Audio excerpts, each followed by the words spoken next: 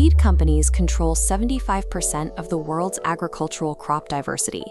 Every time you buy a seed packet, you are leasing your own food supply. Most of the produce you find at the grocery store consists of F1 hybrids.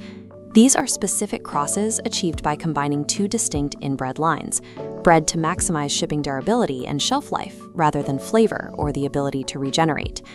If you try saving seeds from these commercial hybrids, you will quickly encounter phenotypic drift. The subsequent generations will not grow true to type, breaking down into unpredictable, often inferior variations of the parent plant. To build an independent indoor garden, you have to bypass these commercial lines entirely.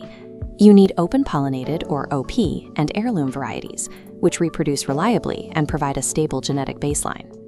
According to the United Nations Food and Agricultural Organization, crop genetic resources are disappearing at the rate of 1 to 2% every year.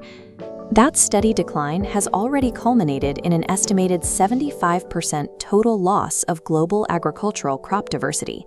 Saving your own seeds acts as a direct countermeasure to this systemic vulnerability. You completely dictate what you grow and exactly which characteristics carry forward, escaping dependency on the agricultural industry. Securing absolute $0 food sovereignty is impossible as long as you rely on leased commercial genetics. You must steward your own tailored OP lines. The primary rule of seed saving is that healthy seeds come from healthy plants, and you must allow the seed to fully form and mature while still attached to the parent plant. During this maturation phase, the plant actively draws energy from its environment and channels it directly into the seed casing. The longer that seed remains with its parent plant, the greater its future vigor and viability. When growing multiple varieties, you must manage their reproduction. Outbreeding or cross-pollinating plants require physical isolation or strict timing, so only one variety flowers at a time, preventing genetic cross-contamination. Conversely, looking at this diagram of a perfect flower, we see the mechanics of self-pollinating plants, or selfers. They produce perfect flowers that remain tightly closed while the plant internally transfers pollen to the stigma before the flower ever opens.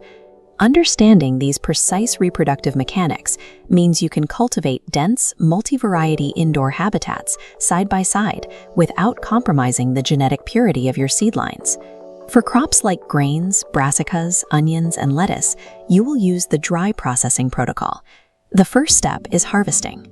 You wait until the seed stalk completely dries down and desiccates on the plant, then sever it from the base. Next is threshing. By applying high-impact kinetic force, you shatter the brittle stalks and chaff, releasing the enclosed seeds. Next is winnowing. By pouring the mixture back and forth in front of a controlled breeze, the airflow carries lighter structural chaff away, while the heavier seeds drop straight down into your container. Lettuce presents a slight mechanical variation. A single bolted plant produces hundreds of small compound flowers.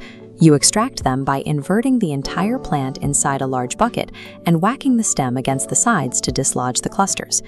Herbs in the Apiaceae family, such as cilantro, dill, parsley, and fennel, produce their flowers in distinct umbrella-shaped clusters called umbels. To harvest these, you cut the dry stalk, invert the entire umbel into a paper bag, and thresh it against the inner sides to contain the shattering seeds. Mechanical dry processing relies entirely on physical impact and precise airflow to separate your reproductive material from the structural waste. Fleshy garden fruits, including melons, peppers, and squash, require a protocol known as wet seed processing. You begin by cutting the fully ripe fruit in half and physically scraping the seeds free from the internal pulp into a bowl. The seeds are then rinsed clean of debris through a strainer and laid out in an airy place to desiccate. You verify absolute moisture elimination with the snap test. A truly dry seed will cleanly snap in half when bent. To effortlessly sort viable genetics, observe this water vessel. Fluid density dictates heavy seeds sink, while immature seeds and pulp float. The unviable top layer is systematically poured off, a process called decanting. What remains at the bottom is a pure yield of mature seeds. Specific gravity provides a precise mechanism to automatically filter out unviable genetics using only water. Extracting seeds from tomatoes requires a specialized biological breakdown known as fermentation processing. This macro illustration shows a single tomato seed tightly encased in a thick, translucent gel barrier. This gel coat acts as a physical germination inhibitor, stopping the seed from sprouting prematurely while sitting inside the wet environment of the fruit. By scooping the seeds into a jar with a little water and placing it somewhere warm, you simulate the natural rotting process of a fallen tomato. Over 2 or 3 days, a cultivated layer of mold aggressively expands across the top of the jar, chemically dissolving that gel inhibitor. Once the gel coat breaks down, the heavy, mature seeds sink. You execute a flushing protocol, carefully pouring the water out to carry away the mold, digested pulp, and immature floaters. Once seeds are processed and dry, preservation is the next hurdle, particularly regarding pest neutralization. Common beans are a prime example.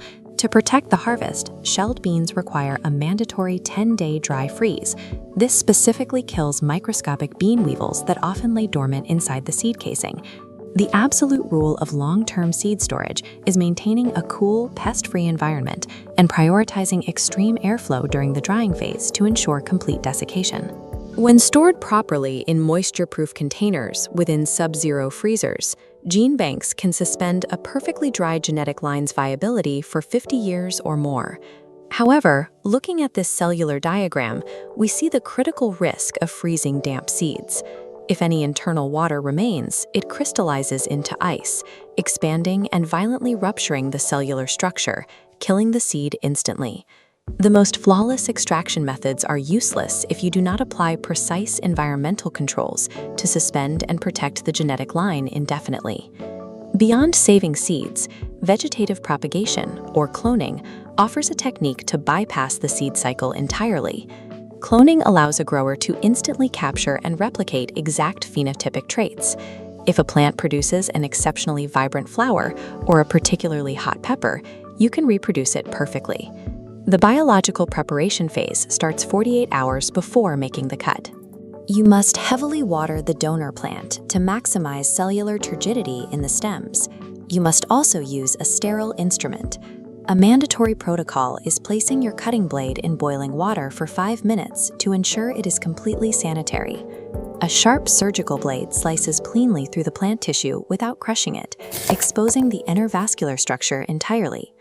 This cut must be executed at a precise 45-degree angle. Geometrically, this maximizes the available surface area of the exposed vascular tissue, giving roots more space to emerge. Anatomically, looking at this stem diagram, isolate a cutting with at least 2 distinct structural nodules, making your angled cut just below the lowest node.